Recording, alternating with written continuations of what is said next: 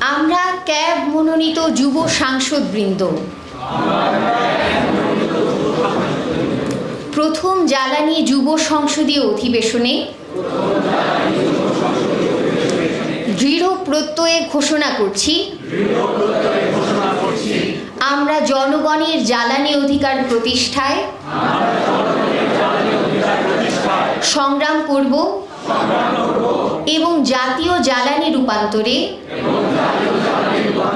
নেতৃত্ব দেব। আমরা অঙ্গীকার করছি যে ক্যাব প্রস্তাবিত জ্বালানি রূপান্তর নীতি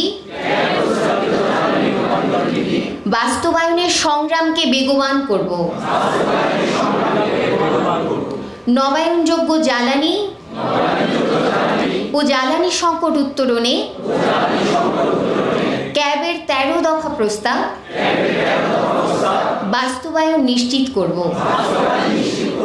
জ্বালানি সংস্কার এবং জ্বালানি অপরাধীদের বিচারের দাবিকে জন আন্দোলনের পর্যায়ে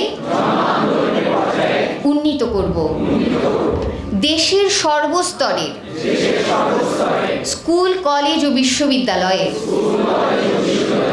শিক্ষার্থীদের অংশগ্রহণ নিশ্চিত করব। জাতীয় জ্বালানি নিরাপত্তা কোনো পণ্য নয়, এটি জনগণের মৌলিক অধিকার। জ্বালানি খাতে জনগণের সার্বভৌমত্ব প্রতিষ্ঠিত হবে, এটাই আমাদের সংগ্রামের অঙ্গীকার। আমরা জ্বালানি সুবিচার প্রতিষ্ঠা করব। অনেক ধন্যবাদ সবাইকে। সবাই নিজ নিজ আসন গ্রহণ করতে পারেন। অসংখ্য ধন্যবাদ।